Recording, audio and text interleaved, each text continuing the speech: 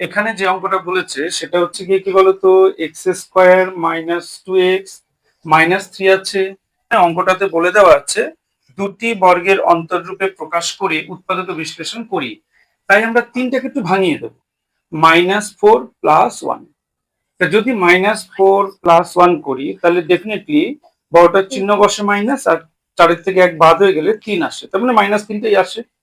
তাই -3-এর পরিবর্তে আমরা কিন্তু -4 + 1 আনতে পারি। তাহলে পরবর্তী লাইনে x² - 2x + 1 -4, 4 মানে 2² হবে এটা। হ্যাঁ, লাইনে গিয়ে আমরা কি করতে পারি, x² মাইনাস একটুখানি দূরে +1 তার স্কোয়ার দিলাম। হ্যাঁ, এইবার দেখো x² মাইনাস এবার একটুখানি দূরে +1² দিলাম।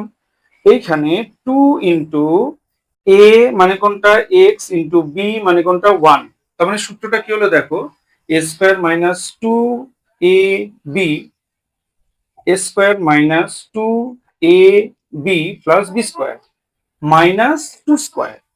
পরের লাইনে গিয়ে x - 1 তার হোল স্কোয়ার -2 তার স্কোয়ার। পরের লাইনে গিয়ে কি করবো বলো তো দেখি, a² - b² এর সূত্র, মানে এটাকে ধরে নিলাম a, এটাকে ধরলাম b, তাহলে a² - b² এর সূত্র a plus b into a minus b।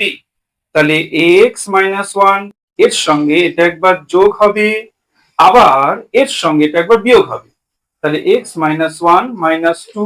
পরের লাইনে গিয়ে x প্লাস 2 এর থেকে 1 গেলে কত থাকবে, 1, এবং x মাইনাস 2 এর কত হবে